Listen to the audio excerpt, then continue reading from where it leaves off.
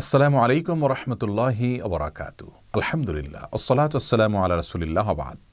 সুপ্রিয় দর্শক শ্রোতা ভাই বোন, আমাদের দেশে একটা কথা বেশ জোরে সোরে প্রচলিত আছে, আর তা হলো আমরা অনেকেই বলি জন্ম, মৃত্যু এবং বিয়ে এ তিনটি আল্লাহ তাআলার হাতে।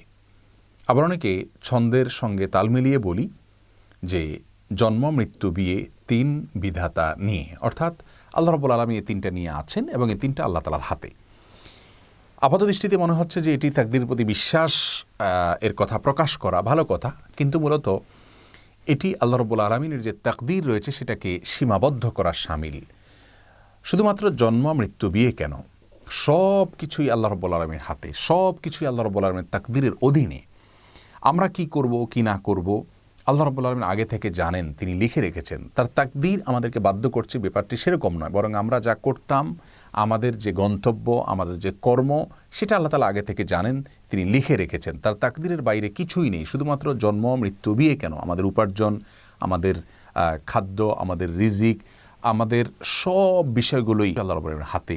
ওই অর্থে কোরআন কারীমে আল্লাহ রাব্বুল আলামিন বলেছেন, ওয়াকুল্লু সগীরিন ওয়া কাবীরিন মুস্তাতার। প্রত্যেক ছোট বড় সব বিষয় লিপিবদ্ধ রয়েছে, সব বিষয় আল্লাহ রাব্বুল আলামিনের জ্ঞানের অধীনে রয়েছে, আল্লাহ তাকদীরের অধীনে রয়েছে। বিধায় আমরা তাকদীরের কারণেই বাধ্য হচ্ছি, সেভাবে নয়, বরং তাকদীরটা শুধুমাত্র আমাদের বিশ্বাসের জন্য।